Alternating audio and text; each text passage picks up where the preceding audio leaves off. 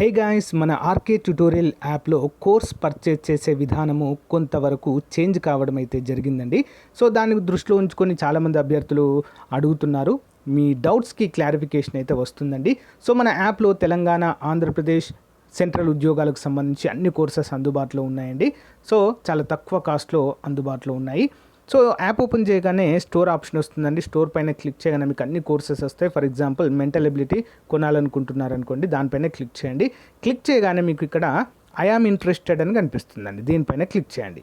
Click చేయగానే మీకు వెంటనే ఒక మెసేజ్ అనేది మీ వాట్సాప్కి ప్లస్ మీరు వాట్సాప్ నెంబర్తో లాగిన్ అయితే వాట్సాప్కి వస్తుంది. నార్మల్ నెంబర్తో అయితే మొబైల్ నెంబర్కి మెసేజ్ అయితే వస్తుంది. ఓకేనా? సో దీన్ని క్లోజ్ చేసి వెంటనే మీ వాట్సాప్ ఓపెన్ చేయగానే ఈ విధంగా హాయ్ అని మీ పేరుతో వస్తుందండి. సో ఈ విధంగా బై నౌ అనే ఆప్షన్ కూడా చూపిస్తుంది ఇక్కడ. ఓకేనా? సో ఏ కోర్స్ మీరు కొనాలనుకుంటున్నారో దేనిపైన క్లిక్ చేస్తారో కూడా చూపిస్తుంది. సో ఇక్కడ బై నౌ అనే ఆప్షన్ పైన క్లిక్ చేయండి ఫ్రెండ్స్. సో దానిపైన క్లిక్ చేయగానే మీకు డైరెక్ట్గా ఓపెన్ అవుతుందండి. ఓకేనా? పేమెంట్ గేట్వే ఓపెన్ అవుతుంది. ఇక్కడ నుంచి మీరు గూగుల్ పే కానీ, ఫోన్పే కానీ, సో డైరెక్ట్ ఇంటర్నెట్ బ్యాంకింగ్ ద్వారా కూడా కోర్స్ అయితే పర్చేజ్ చేయవచ్చు. చూడండి, ఇక్కడ పే నౌ అనగానే పే నౌ అయిపోతుంది. సో గైస్, మీ మొబైల్ కూడా ఈ విధంగా మెసేజ్ వస్తుందండి. ఇక్కడి నుంచి కూడా మీరు ఇక్కడ ఇచ్చిన లింక్ పైన క్లిక్ చేసి పర్చేజ్ అయితే చేయవచ్చండి. చాలా సింపుల్గా అన్ని కోర్సుల పైన ఆఫర్స్ అయితే ఉన్నాయండి. తెలంగాణ అన్ని ఉద్యోగాలకు, ఆంధ్రప్రదేశ్ అన్ని ఉద్యోగాలకు, సెంట్రల్ ఉద్యోగాలకు కూడా కోర్సులు ఉన్నాయి. ఒకసారి డెమో చూసి వెంటనే పర్చేజ్ చేయండి. Thank you. Hello everyone, welcome to RK tutorial. So guys, ఈరోజు మనము సైన్స్ అండ్ టెక్నాలజీలో భాగంగా చాలా ముఖ్యమైనటువంటి అంశం అయితే డిస్కస్ చేయబోతున్నామండి. జీవ వైవిధ్య కన్వెన్షన్, ప్రోటోకాల్స్ మరియు సంస్థలు అంటూ మనమైతే చూడవచ్చు. ఇందులో దారిద్ర్య సదస్సు, జీవ వైవిధ్య convention, CITES, WWFN, traffic, Ramsar convention, IUCN అనేటువంటివి అయితే ఇందులో ఉంటాయి. ఇందులో మనము కొన్ని ముఖ్యమైన అంశాలు అయితే డిస్కస్ చేసుకోబోతున్నాము టాపిక్లో భాగంగా. గ్రూప్ 2 మెయిన్స్కి చాలా ఇంపార్టెంట్ అండి. అంతేకాకుండా మిగతా ఉద్యోగాలకు కూడా మనకు యూస్ఫుల్గా ఉంటుంది. ఓకే, ముందుగా దారిద్ర్య సదస్సు, దీన్నే మనము ఎర్త్ సమ్మిట్ అంటామండి. 1992 జూన్ 3 నుంచి 14 వరకు దీన్ని నిర్వహించడం జరిగింది. ఎందుకోసం మరి?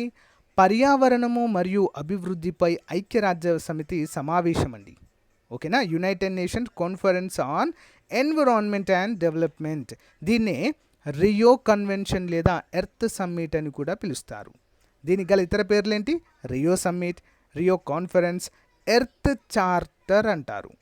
మరి ఇది సుస్థిరాభివృద్ధిపై జరిగిన మొట్టమొదటి సదస్సు అండి. గుర్తుంచుకోవాలి, సుస్థిరాభివృద్ధిపై, సస్టైనబుల్ డెవలప్మెంట్ గోల్స్పై జరిగిన మొట్టమొదటి సదస్సు. ఇది ఎక్కడ జరిగింది? Rio de Janeiro. ఎక్కడండి? బ్రెజిల్. 1992 జూన్ 3 నుంచి 14 వరకు జరిగింది.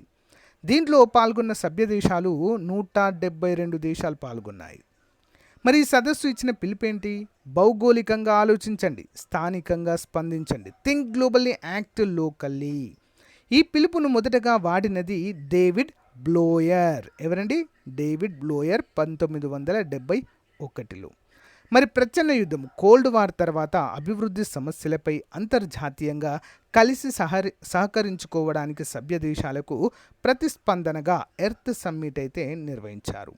మరి దారిద్ర్య సదస్సు ఫలితాలేంటి? 1 ఎజెండా 21, నెక్స్ట్ రియో డిక్లరేషన్, 3 అటవీ సూత్రాలు, 4 జీవ వైద్యంపై సదస్సు, 5 వాతావరణ మార్పులపై ఐక్యరాజ్యసమితి ఫ్రేమ్వర్క్. ఓకేనా? ఇంపార్టెంట్ అండి. మరి నెక్స్ట్ చూసినట్లయితే జీవ వైవిధ్య కన్వెన్షన్, ఇది బహుళ పాక్షిక అంటే మల్టీలాటరల్ ఒప్పందం అండి. ఇది 1993 డిసెంబర్ 29న అమలులోకి వచ్చినది. దీని లక్ష్యాలేంటి మరి?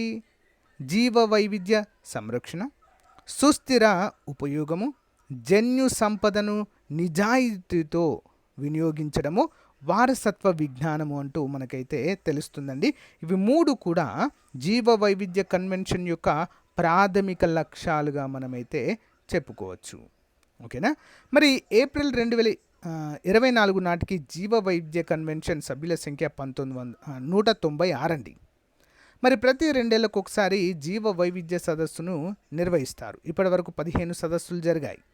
1994 నవంబర్లో జీవ వైవిధ్య మొదటి సదస్సు, దీన్నే కాప్ సదస్సు అంటారండి, కాన్ఫరెన్స్ ఆఫ్ పార్టీస్.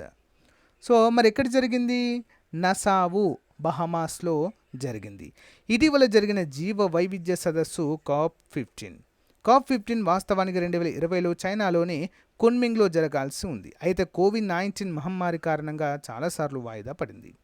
మరి COP15 2 విడతలుగా జరిగింది. అక్టోబర్ 2021 100కు పైగా దేశాల జీవ వైవిధ్యంపై సదస్సులో భాగంగా మరి కున్మింగ్ డిక్లరేషన్పై సంతకం చేశాయి. COP15 యొక్క రెండవ భాగం 2022 డిసెంబర్ 5 నుంచి 17 వరకు కెనడాలోని మాంట్రియాల్లో జరిగింది. ఈ సమావేశానికి సంబంధించిన పార్టీలు Kunming Montreal global biodiversity framework అనే కొత్త కార్యాచరణ ప్రణాళికను రూపొందించాయి. ఓకేనా, ఇంపార్టెంట్ అండి. Next note, UN convention on biological diversity 11వ జీవ వైవిధ్య సదస్సు అంటే COP11 2012లో భారతదేశంలోని హైదరాబాద్లో జరిగిందండి, important. Next UN convention on biological diversity 16వ జీవ వైవిధ్య సదస్సు 2024 టర్కీలో నిర్వహించేందుకు ప్రణాళిక చేయబడింది. 2024 ఎక్కడండి? టర్కీలో. మరి కాన్ఫరెన్స్ ఆఫ్ పార్టీస్ అనేది సదస్సులు జరపడానికి తరచుగా ఉపయోగించే పేరు. ఉదాహరణకు UNFCCC చేపట్టే సదస్సులను కూడా కాన్ఫరెన్స్ ఆఫ్ పార్టీ సదస్సులు అంటారు. మరి జీవ వైవిధ్య సదస్సు లేదా కన్వెన్షన్కి కార్టెజీవా ప్రోటోకాల్ మరియు నగోయా ప్రోటోకాల్ అనే 2 అనుబంధ సంస్థలు అయితే ఉన్నాయండి. ఆ రెండింటి గురించి చూద్దాం. ముందుగా కార్టెజీవా ప్రోటోకాల్ అండి. ఎందుకోసం ఇది చూద్దాం. వివిధ రకాల జీవులను సంరక్షించడానికి 2000 సంవత్సరం జనవరిలో కార్టెజినా ప్రోటోకాల్ ఆన్ బయోసేఫ్టీ ఒప్పందము జరిగింది. ఇది 2003 సెప్టెంబర్ 11 నుంచి అమల్లోకి రావడాన్ని చూడవచ్చు. భారత్ దీన్ని 2003లోనే రాటిఫై చేయడం అయితే జరిగింది, అంటే గుర్తించింది. కార్టెజినా protocol on biosafety to convention on biological diversity. మరి ఇది బయాలజికల్ డైవర్సిటీ కన్వెన్షన్కి అనుబంధంగా జీవ భద్రతపై చేసుకున్న అంతర్జాతీయ ఒప్పందము. ఈ బయోసేఫ్టీ ప్రోటోకాల్ ఆధునిక బయోటెక్నాలజీ ఫలితంగా ఏర్పడిన లివింగ్ మోడిఫైడ్ ఆర్గనైజేషన్స్ LMO వల్ల కలిగే ప్రమాదాల నుంచి జీవ వైవిధ్యాన్ని రక్షించడానికి ప్రయత్నిస్తుంది. ఈ ప్రోటోకాల్ ఒక దేశం నుండి మరొక దేశానికి లివింగ్ మోడిఫైడ్ ఆర్గనిజం LMO రవాణాకు కూడా మరి నియంత్రిస్తుంది అంటూ తెలియజేశారు. ఈ ప్రోటోకాల్ సమాచారాన్ని మార్పిడి చేసుకోవడానికి బయోసేఫ్టీ క్లియరింగ్ హౌస్ అనే విధానాన్ని ఏర్పాటు చేయడం అయితే మనం ఇక్కడ చూడవచ్చు. ఓకేనా. నెక్స్ట్ చూసినట్లయితే ఒక దేశం అంటే లివింగ్ మోడిఫైడ్ ఆర్గనిజమ్స్ లేదా LMO మరొక దేశానికి పంపాలంటే బయోసేఫ్టీ క్లియరెన్స్ హౌస్ ద్వారా 15 రోజుల లోపైతే పంపాలి. ఇంపార్టెంట్ అండి. నెక్స్ట్ వన్ నగోయా ప్రోటోకాల్ అండి, చూద్దాం. జపాన్లోని నగోయా నగరంలో 2010లో జీవ వైవిధ్య సంరక్షణ కోసం ఒక వ్యూహాత్మక ప్రణాళికను సభ్య దేశాలు ఆమోదించడం అయింది. Nagoya protocol and access to genetic resources and the fair and equitable sharing of a benefit arising from the utilization to the Convention on Biological Diversity అనేది బయాలజికల్ డైవర్సిటీ కన్వెన్షన్ 1992కు 2010లో చేర్చబడిన అనుబంధ ఒప్పందము. దీన్ని Nagoya protocol on access and benefit sharing అని కూడా అంటారు. మరి లక్ష్యం ఏంటి? జన్యు వనరుల వినియోగం నుండి ఉత్పన్నమయ్యే ప్రయోజనాలను న్యాయంగా మరియు సమానంగా పంచడము. ఓకేనా. ఈ ప్రోటోకాల్ జపాన్లోని నగోయాలో 2010 అక్టోబర్ 29న ఆమోదించబడింది మరియు 2014 అక్టోబర్ 12న అమల్లోకి వచ్చింది. మార్చి 2024 నాటికి ఇది 140 UN సభ్య దేశాలు మరియు యూరోపియన్ యూనియన్తో సహా 141 పార్టీల దేశాలచే ఆమోదించబడింది. ఇంపార్టెంట్. నెక్స్ట్ మార్చి 2024 నాటికి ఇది 140 UN సభ్య దేశాలు మరియు యూరోపియన్ యూనియన్తో సహా 141 పార్టీల దేశాలు ఆమోదించబడింది. జపాన్లోని నగోయా నగరంలో 2010లో జరిగిన ఈ జీవ వైవిధ్య సంరక్షణ సదస్సులో ఈ లక్ష్యాలు పేర్కొన్నారు. బచి, జపాన్లోని ఒక పర్వత శ్రేణి పేరు బచి అనే పేరు మీదుగా ఈ లక్ష్యాలు సూచించబడ్డాయి. లక్ష్యాలు మొత్తం 20 ఉండగా వాటిని 5 సెక్షన్లుగా విభజించారు. బచిలోని 5 సెక్షన్లు: అంతర్లీన కారణాల పరిష్కారము, ఒత్తిళ్లను తగ్గించడం, సుస్థిర వినియోగాన్ని పెంచడం, పర్యావరణ వ్యవస్థలు, జాతులు, జన్యువులను కాపాడుట, జీవ వైవిధ్యము పర్యావరణ వ్యవస్థల నుంచి మరిన్ని ప్రయోజనాలు కాపాడడం, ప్రణాళిక విజ్ఞానం, సామర్థ్యం సహాయంతో కార్యక్రమాలను అమలు చేయడము.